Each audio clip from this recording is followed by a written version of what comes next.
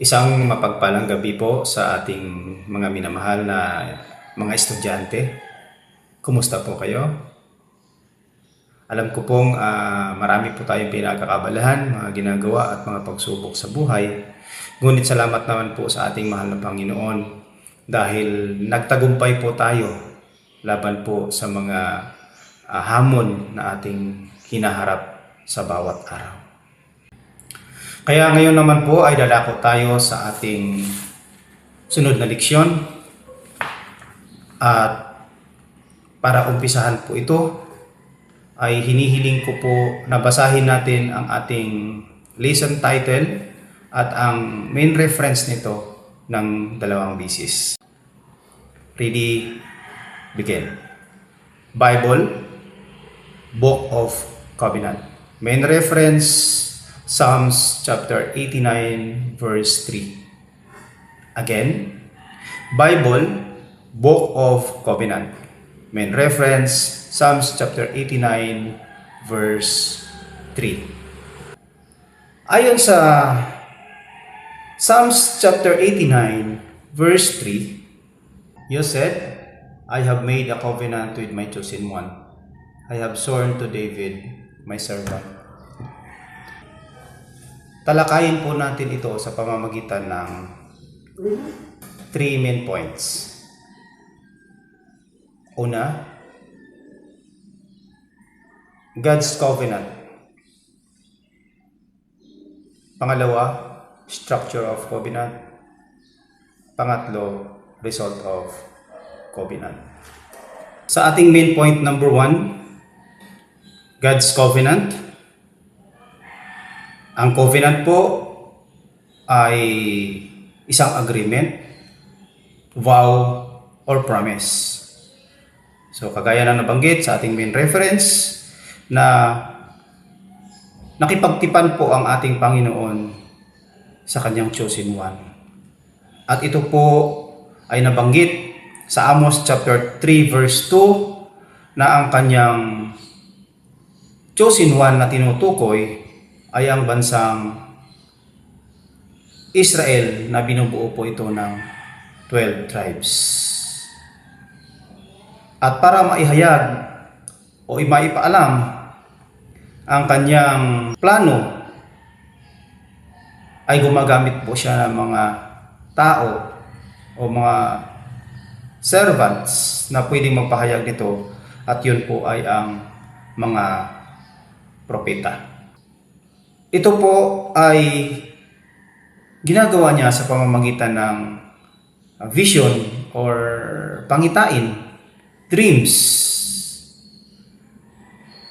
at sa pamamagitan ng parables upang maitago sa kanyang kaaway ang kahulugan nito na maihahayag lamang po sa kanyang mga piniling tao sa takdang panahon sa oras ng katuparan. At ang covenant na ito ng ating Panginoon ay nahati po yan sa dalawa. Unang bahagi ay ang tinatawag nating Old Testament na naisulat bago pa dumating ang ating Panginoong Hesus. Or New Covenant ay naisulat pagkatapos dumating ang ating Panginoong Hesus. Ang Old Testament ay mayroong 39 books, 929 chapters, 23,145 verses. At ang New Testament naman po ay mayroong 27 books, 260 chapters, and 7,957 verses. Sa pangkalahatan po ay meron po ito 66 books, 1,189 chapters, and 31,102 verses. Alamin natin ang structure ng covenant sa ating main point number 2 na kung sino po ang subject ng covenant na ito, ano po ang nilalaman, yung content niya, at kailan naman po ito matutupad.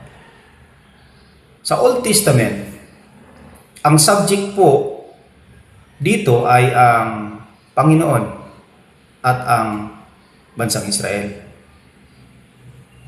At ang content naman po nito ay ang ating Panginoon. Kailan po ito matutupad? During the first coming of Jesus Christ. Sa New Testament naman po, ang subject po dito ay ang ating Panginoong Hesus at ang mga Kristiyano. Ang content naman po nito ay ang ating Panginoong Hesus at ang kanyang second coming na nabanggit sa Acts chapter 1 verse 11. Kailan naman po ito matutupad? Time of the second coming. Na nakasaad po yan sa Revelation chapter 21 verse 6. Ngayon naman po ay alamin natin ang resulta ng covenant ng ating Panginoon sa main point number 3. Sa Old Testament, sinabi po sa John chapter 1 verse 11 to 13 na dumating ang Panginoon sa kanyang bayang Israel, ngunit hindi po siya tinanggap. At dahil dito, hindi po nila nakip ang covenant na yon. Kung kaya, sinabi po sa Hebrews chapter 8 verse 7 na kung hindi po nakitaan ng Panginoon ng pagkakamali sa unang tipan, ay hindi na po sana kailangan ng pangalawa. Ngunit, dahil natagpuan na nagkamali po ang bayang Israel, kung kaya't na-establish ang new covenant. Nang dahil sa hindi nila pagtanggap sa ating Panginoong Hesukristo at hindi nila pagkeep ng covenant, sila po ay nahatulan. Nakasulat po yan sa John chapter 12 verse 48. At yan po ang naging katapusan ng bansang Israel bilang chosen people. At titingnan naman po natin ang resulta ng covenant sa New Testament. Sa Revelation chapter 1 verse 3, sinabi po na pagpalain ang mga mag-keep ng covenant na iniwanan ng ating Panginoon. At nagbibigay ng babala ang ating Panginoon sa Revelation chapter 22 verse 18 to 19 na kung sino ang magdadagdag at magbabawas ng propesiya na kanyang iniwan ay hindi makakapasok sa kaharian ng langit at makakatanggap ng salot.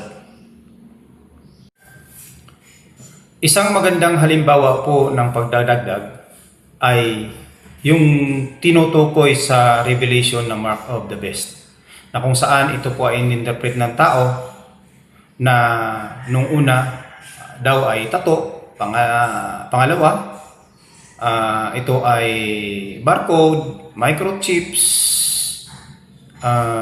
energy drink, at sa panahon ng pandemya ito ay vaccine, na kung titingnan po natin ay wala pong sapat na basehan upang matukoy ito. Sa pagbabawas naman po ay yung alam natin ang propesiyang ito at hindi po natin itinuturo, or alam nating may propesya at hindi rin po natin inaalam. Kung kaya't ang resulta ng covenant ay masasabi natin it's a matter of life and death.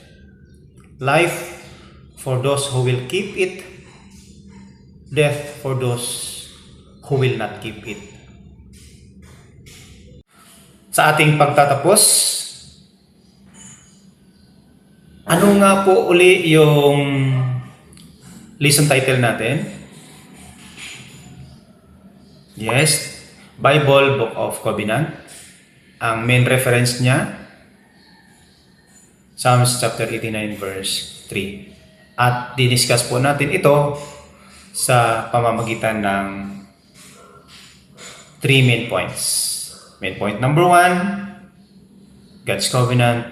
Main point number 2, structure of covenant. Main point number 3, result of covenant. Maraming salamat sa inyong pakikinig at pagkikita-kita po tayong muli sa susunod pa nating mga leksyon. Maraming salamat po.